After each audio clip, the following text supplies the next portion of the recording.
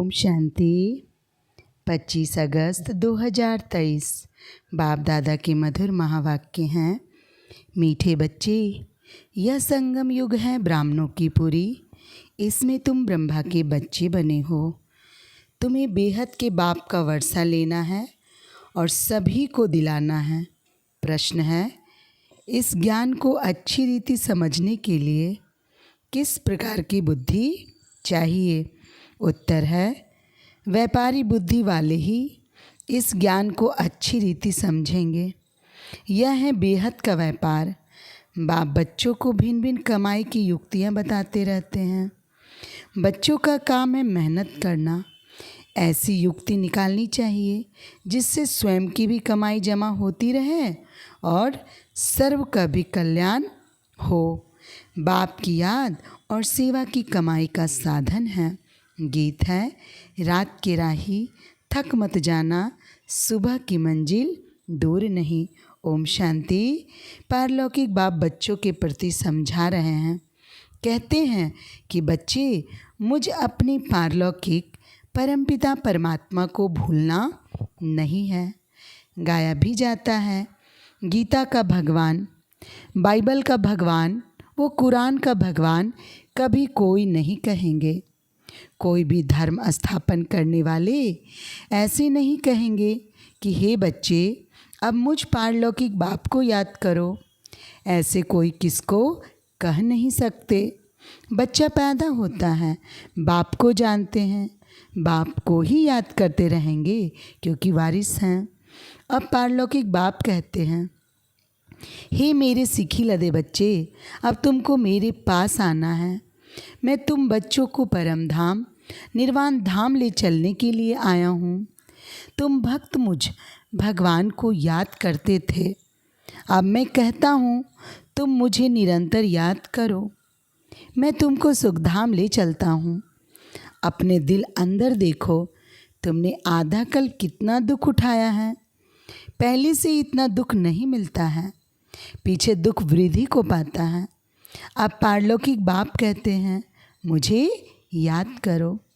सभी धर्म वालों को कहते हैं, मेरे बच्चे, तुम अपने को भाई भाई समझते आए हो। अब तुम आत्माओं का जो पारलौकिक बाप है, जिसको सब जीव आत्माएं दुख में याद करती आई हैं, वह अब ब्रह्मा मुख कमल द्वारा तुम बच्चों को समझा रहे हैं। समझानी दी जाती है।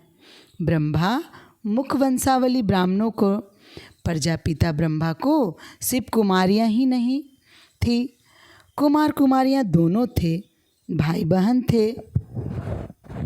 ब्रह्मा कुमार कुमारियाँ एक ही बाप के बच्चे, एक ही दादा के पौत्रे पोत्रियाँ ठहरे। तुम बच्चों को सम्मुख समझाया जाता है। तुम सम्मुख सुनते हो, समझते हो कि हम निराकार शिव बाबा के सब बच्चे हैं। बरोबर हम ब्रह्मा द्वारा शिव बाबा से स्वर्ग की बादशाही पाने के लिए राजयोग सीख रहे हैं। परमपिता परमात्मा ब्रह्मा मुख द्वारा जो तुमको समझाते हैं, वह और फिर औरों को समझाना है। जो लौकिक भाई बहन हैं, उन्हों को समझाना है। तुम हो गए पारलौकिक। पारलौकिक बाप से तुम वर्षा लेते हो। तुम कहलाएंगे पारलौकिक भाई बहन, वह हुए लौकिक भाई बहन। तो बाप समझाते हैं, बच्चे, हू बहु 5000 वर्ष पहले मुआफिक तुम बुद्धि का योग लगाओ तो तुम्हारे विकर्म विनाश हो जाएंगे, पाप भस्म हो जाएंगे। बाप की याद को ही योग अग्नि कहा जाता है। इस सर्वशक्तिमान बाप की याद में रहने से तुमको शक्ति मिलेगी। वह एक ही निराकार बाप है। इस ब्रह्मा मुख से सुनाते हैं। जरूर रथ तो चाहिए ना, जिस रथ के ऊपर उनकी सवारी हो। यह रथ है, इसमें परमपिता परमात्मा सवार हो बच्चों को यह सिखलाते हैं। इस सृष्टि के आदि मद अंत की समझानी देते हैं, जिससे तुम भविष्य में चक्रवर्ती राजा रानी बन जाएंगे और निरंतर याद करने से विक्रमाजीत बन जाएंगे। पावन पुण्य आत्माएं बन जाएंगे। बाबा जो स्वर्ग स्थापन करते हैं उस स्वर्ग के तुम चक्रवर्ती राजा महारानी बनेंगे, सो भी 21 जन्मों के लिए।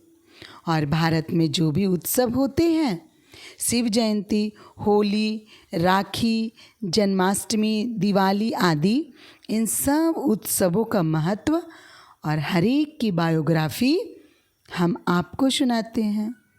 आओ बहनों भाइयों, हम आपको पारलौकिक बाप का परिचय देवे।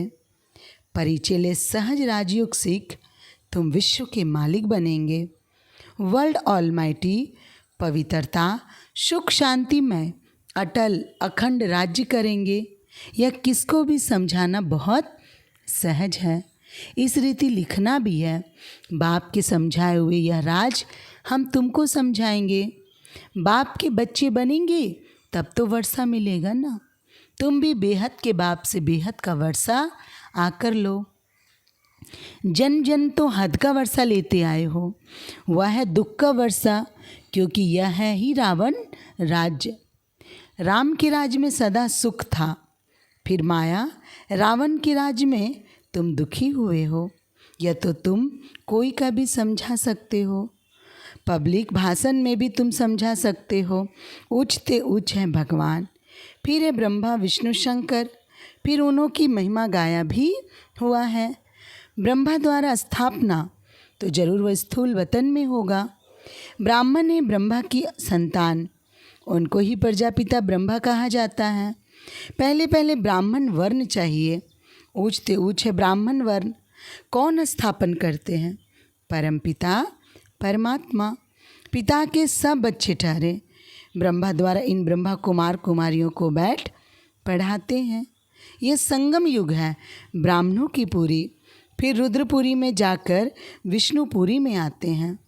पहले पहले रुद्रमाला में वह आएंगे जो निरंतर याद करेंगे। सूर्यवंशी चंद्रवंशी राजाएं बनते हैं ना, तो इस समय परमपिता परमात्मा द्वारा राजयोग सीखने से रजाई पद पाते हैं। बाप कहते हैं निरंतर मुझ बाप को याद करो, बुद्धि का योग मेरे साथ लगाओ। यह है रूहानी यात्रा। जन्म जन्म से तो जिस्मानी यात्राएं करते आए, अब बाप आकर रूहानी यात्रा सिखलाते हैं। कहते हैं मुझ बाप को और स्वीट होम को याद करो, जहाँ से तुम आए हो।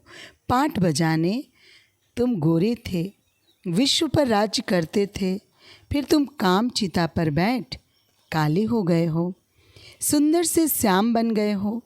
भारत बड़ा सुंदर था, नाम ही था स्वर्ग, अब तो नरक है ना। तुम ही पूज्य से फिर पुजारी बनते हो, तो उच्चते उच्च भगवान से फिर ब्रह्मा विष्णु शंकर, इन द्वारा बाप कार्य करवाते हैं। इन्हों को निमित्त बनाया है, करण करावनहार है ना। ब्रह्मा द्वारा भारत को स्वर्ग बनाने के लिए राजयोग सिखलाते हैं। बाप कहते हैं कि यह राजयोग सिखलाकर पूरा करूँगा तो फिर विनाश होगा, फिर जो नई दुनिया स्थापन करते हैं उनमें जाकर राज्य करेंगे। फिर जितना जो पुरुषार्थ करे सारा पुरुषार्थ पर मदार है। कहते हैं गंगा पतित पावनी, फिर परमात्मा को पुकारते क्यों हो? हे पतित पावन आओ। तो पुजारी भक्तों को भक्ति का फल मिलना चाहिए ना। स्वर्ग में तुमको जीवन मुक्ति का फल मिलता है और सबको शांति का फल मिल जाता है। स्वर्ग में सुख शांति दोनों ही थे, सब सुखी थे। जिन्होंने राजयोग सीखा, विकर्म विनाश तो करना ही है, हिसाब किताब चुकतू तो होना ही है, फिर नए सिर पाठ बजाना है। सबका हिसाब किताब चुकतू कराए, पावन बनाए, बाप साथ में ले जाते हैं। यह सब राज समझने के हैं। मनुष्य भगवान को याद करते हैं तो जरूर भगवान को सृष्टि पर आना पड़े। कहते हैं कि सृष्टि पर आकर भक्तों को भक्ति का फल देता हूँ, मुक्ति व जीवन मुक्ति, शांति व सुख देता हूँ। दुनिया में सुख शांति व संपत्ति ही मांगते हैं। मनुष्य तो संपत्ति के लिए ही पुरुषार्थ करते हैं कि धनवान बने, समझते हैं संपत्ति में ही सुख होगा, परंतु भल किसको कितनी भी संपत्ति है, राज तो फिर भी माया की है ना। पति दुनिया है ना, तो पाप जरूर होंगे। संपत्ति के लिए बहुत पाप करते हैं।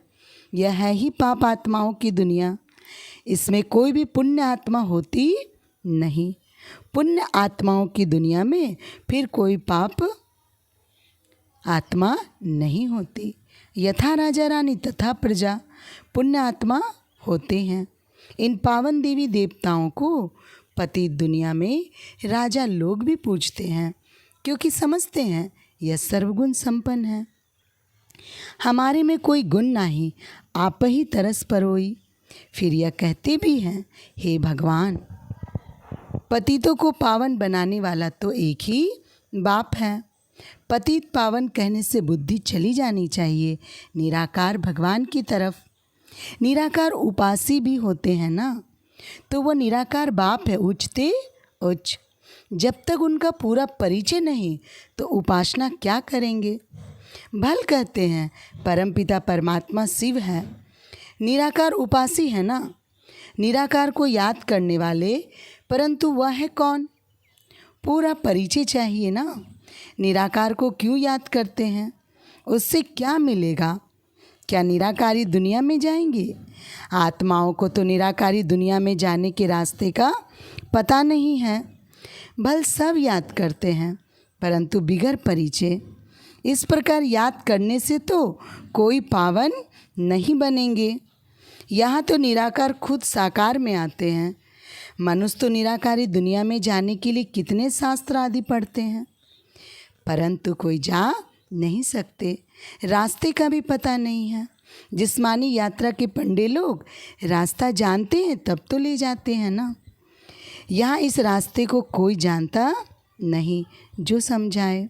इसके लिए कहते बेअंत है, तो फिर याद कैसे करें। कुछ भी समझते नहीं।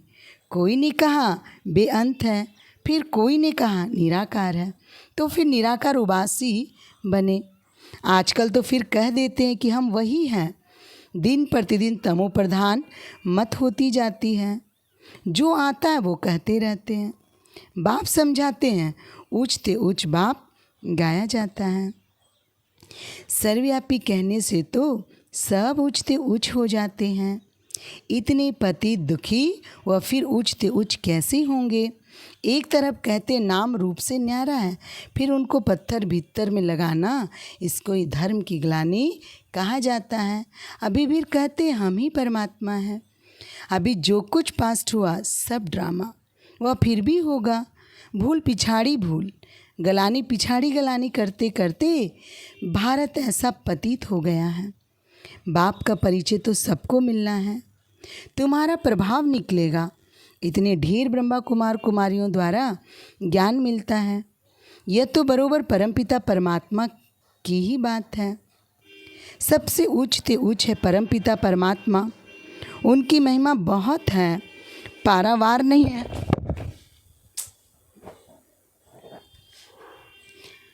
अब बाप बैठ अपना परिचय देते हैं।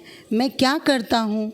मैं आकर सभी आत्माओं को पुण्य आत्मा बनाता हूँ, राजयोग सिखलाता हूँ। गाया भी जाता है, ईश्वर की गतमत न्यारी।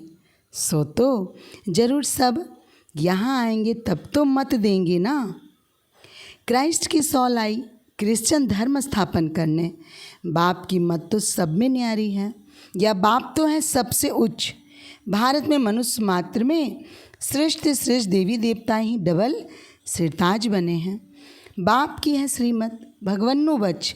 मैं तुमको राजयोग सिखलाता हूँ जो और कोई सिखला ना सके। लिखा हुआ है, हे भगवन्नो बच। वह है ही हेवनली गॉड फादर जो स्वर्ग की स्थापना करते हैं।